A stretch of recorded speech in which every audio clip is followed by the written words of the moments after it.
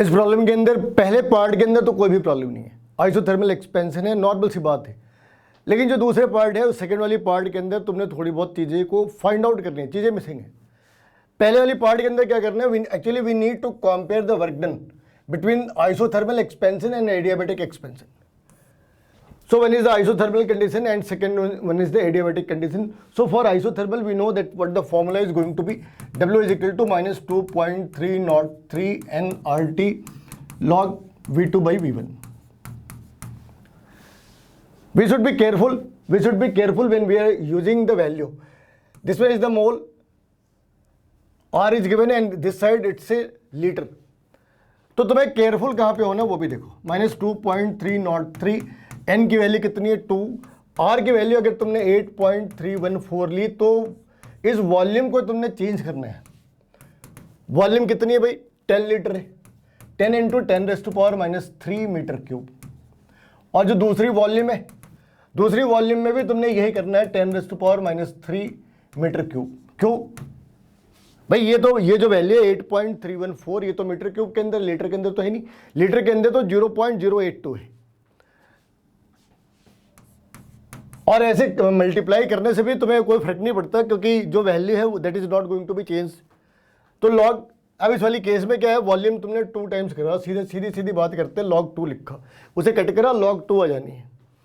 तो ये कितना आ गया भाई, माइनस 2.303 इंटू 8.314 इंटू log 2 की वैल्यू 0.3010। इसे सॉल्व करा तो वैल्यू कितनी आ गई, इसे सॉल्व करा तो वैल्यू आ गई माइनस 3485 के अप्रॉक्स वैल्यू आ गई, माइनस 3485 जूल्स, क्योंकि किलो जूल में करा तो माइनस 3.4 हो जानी है, माइनस 3.4 हो जानी है। ये 40 से कम ही है, 35, ये अप्रॉक्स वैल्यू है। तो तुम इसे लिख सकते हैं minus 3.4 kilo joule approx. Actual game start होता है अब, जब हमने यही सारी चीजें एडियाबेटिक कंडीशंस के अंदर करनी है। एडियाबेटिक एक्सपेंशन के अंदर अगर हमने यही सारी चीजें करनी है तब क्या करना है। अब इस वाली केस में जो डेल्टा जो वर्क डन है, इस वाली केस में जो वर्क डन है that is equal to del E, और डेल ई की वैल्यू कितनी है भाई, डेल ई की वैल्यू है N C V D T, N C V M D T. अब क्या क्या चीजें नहीं है वो देखो, सीवी तो दे रखी है। अगर हमने डी टी निकालना है, D T means T2 minus T1, अपने पास एक तो टी है, अपने पास एक टी है, दूसरी टी नहीं है। तो सबसे पहले तुमने फाइंड आउट क्या करना है, T2। T2 कैसे फाइंड आउट करें, तो अगर तुमने T2 फाइंड आउट करना है तो क्या तरीका है भाई, T2 फाइंड आउट करने का तरीका क्या है,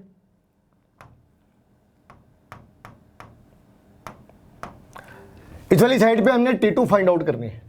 तो T2 फाइंड आउट करने का तरीका क्या है, टीवी एडियाबेटिक कंडीशंस के अंदर क्या है, एडियाबेटिक कंडीशंस के अंदर टीवी क्या है भाई, एडियाबेटिक कंडीशंस के अंदर हमने क्या अगर हम टी और वी के बीच में रिलेशन निकाले, T1 V1 is equal to T2 V2, suppose ऐसा करो, सपोज, तो गामा की कंडीशंस तो लेनी है। फिर गामा के साथ इनके रिश्ते क्या है, गामा के साथ इनके रिश्ते क्या है, वी के ऊपर गामा -1, वी के ऊपर गामा -1। तो इस वाली केस में हमने क्या करा भाई, हमने फाइंड आउट करना है T2 इज इक्वल टू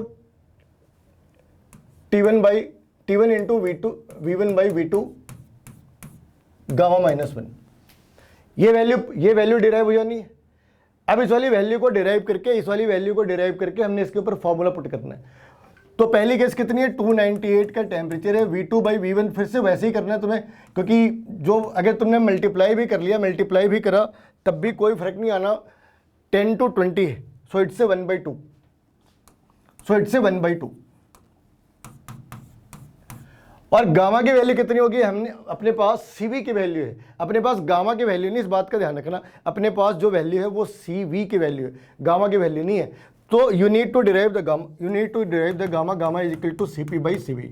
अपने पास CV है तो CV की अगर CP बाई CV 5/2 है, अगर CV 5/2 है तो CP क्या हो जाना भाई 7/2।